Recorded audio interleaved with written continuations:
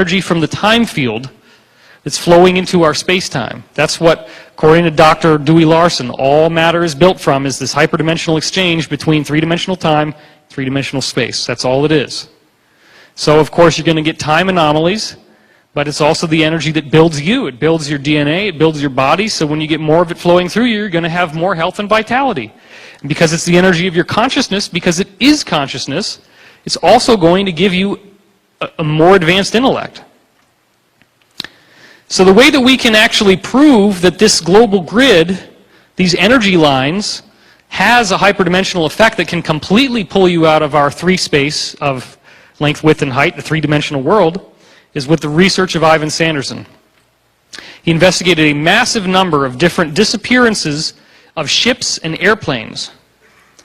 What he did is he took everything from every single ancient everything from the dawn of aviation, going all the way back to the first airplanes and even before that for the marine records. He looked for every case of disappearance since planes were discovered. And he found that the majority of what he was finding all clustered around 12 points on the Earth's surface. That's completely unprecedented. That's not mainstream information. It was done in the 1960s. This guy should have been treated with as much respect as somebody like Edison or Einstein or Alexander Graham Bell or the Wright brothers, because this is a huge discovery. 12 key points around the world in which planes and ships are spontaneously disappearing. He wasn't looking, he didn't have anything in mind when he started doing this. All he did is he looked up each one and he gave it a push pin, push pin, push pin. And where were all the push pins at the end? They were in 12 places.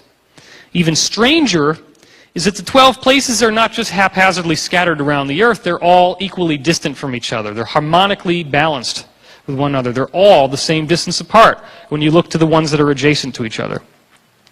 If you connect the dots, you get a sacred geometry, which happens to be the same geometry that's in the polio virus, the same geometry that's in many other viruses at the quantum level, including HIV. But it's not just a negative, toxic thing like viruses. It's a very positive thing that's the fundamental building block of physical matter and biology and life. It's an icosahedron. Now here we go.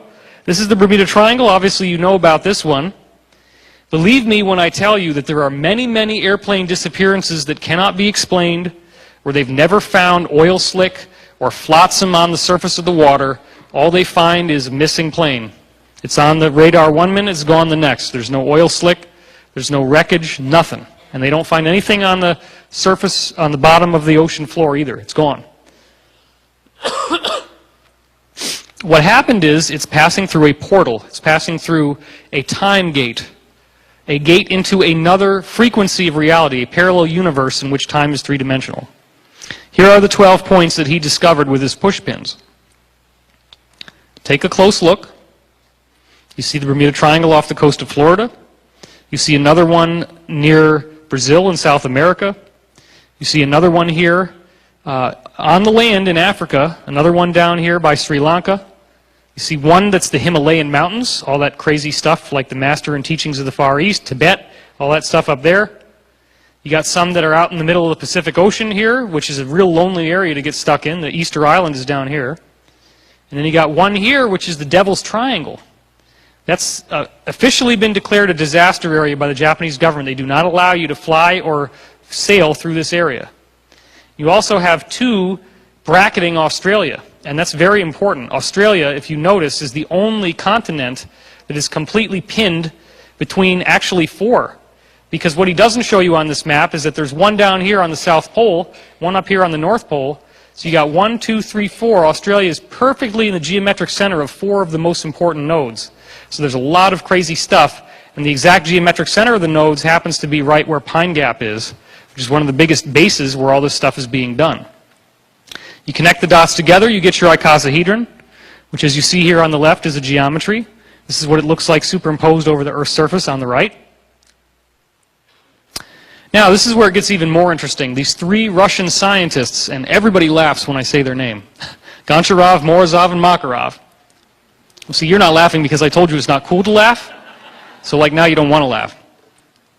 What they did is they went through and they looked at every single line that was discovered by Sir Alfred Watkins. Remember the guy that did the ley lines? We were just talking about that, how all these churches and all these Neolithic sites and Iron Age sites and Bronze Age sites, they're all in straight lines. Well, these Russian dudes took every single one of those things that Alfred Watkins discovered, and they took every single other structure they could find around the world, the Great Pyramid, Stonehenge, Easter Island, temples and pagodas in Asia, China, Japan. They looked at every single weird monolithic, which means big stone structure they could find anywhere in the world.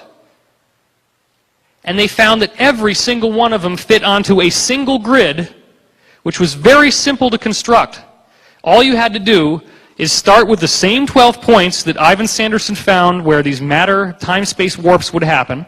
Take those 12 points, connect the dots, just like I did. That's the icosahedron. But then, the icosahedron has a curious property. It's a geometry that, because it is perfect, can be inverted. It's a mathematical thing you can do where you flip the geometry inside out, literally. That's what it would be. If you had the structure, like made out of wires, you could actually flip it inside out and rebuild it, but build it backwards. Build the geometric inverse of it. All you got to do is inverse the icosahedron and make it so that it fits together with the original icosahedron, and you get this grid. Here it is. So I want to point out to you again, because this is a little bit confusing if you don't know what you're looking at, that all of your original points are still there. Here's, the Bermuda Triangle. Here's the one on the southern tip. Here's the two that I was talking about around Australia, the one that's up there. Here's the one at the South Pole. So they're all still there. But now you've added in the geometric opposite. If you simply build this geometry, you now have a diagram that shows you where every single ancient site in the entire world has been constructed on. Over 4,000. They couldn't find a single one that was anything impressive that wasn't built on this grid. Why do you think that is?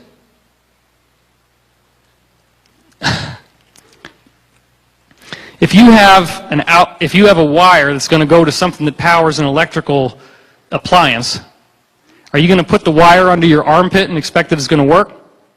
No. You plug it into the wall. If you build a pyramid and you don't build it on this grid, do you think that it's going to work? Not anywhere near as good. You got to build it where the energy is. That's why with these cold fusion guys, they're looking at the cold fusion reactions. They build devices that actually work in some places, but then they bring it somewhere else that doesn't work anymore. It's on 60 Minutes. They've talked about this.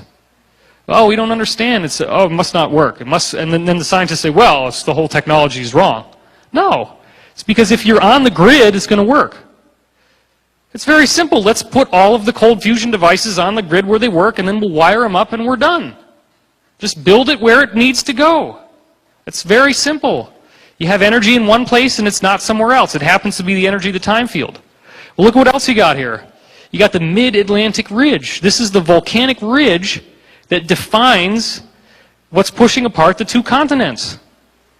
And if you start looking at the next grid, which is the Becker-Huygens grid, they've basically taken the same thing. The black dots are Ivan Sanderson's 12 vortexes. Again, all the matter, time-space warping going on there.